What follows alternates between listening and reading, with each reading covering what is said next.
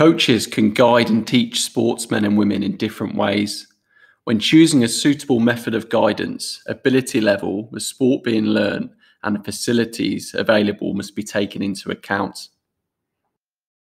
There are 4 types of guidance that can be used: visual guidance, verbal guidance, manual guidance, and mechanical guidance.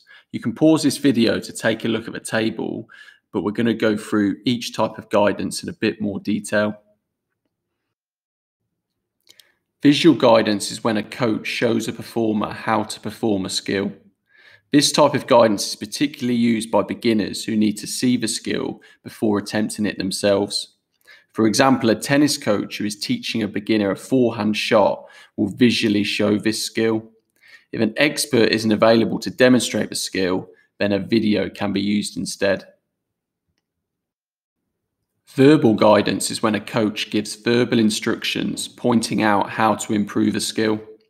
Beginners will find it hard to take these instructions on board, but this method can be useful for experts. For example, a basketball coach may verbally tell a player how to tweak their shooting technique in order to improve. Manual guidance is when a coach physically puts a performer into the correct position to perform a skill. This is used for specific sports and mainly for children who are beginners. For example, a young gymnast can be physically put into the position to perform a forward roll, or a golf or tennis coach could physically show a performer how a shot should feel. Mechanical guidance is when a coach uses a device to aid the teaching of a skill.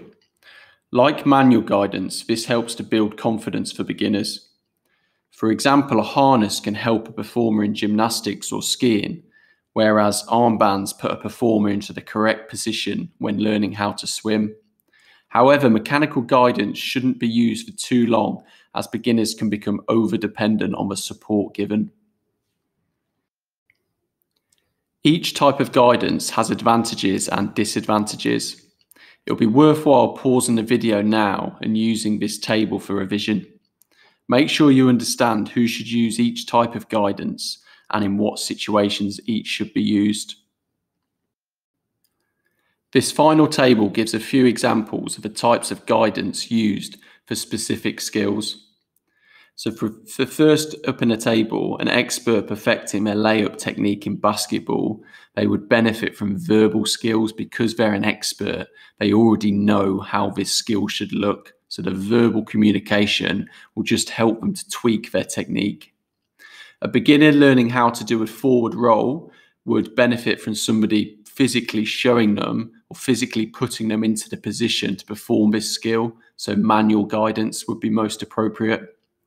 A beginner learning to bowl in cricket wouldn't be experienced enough to take on verbal instructions on this skill. So they need to see it take place. So visual guidance would work.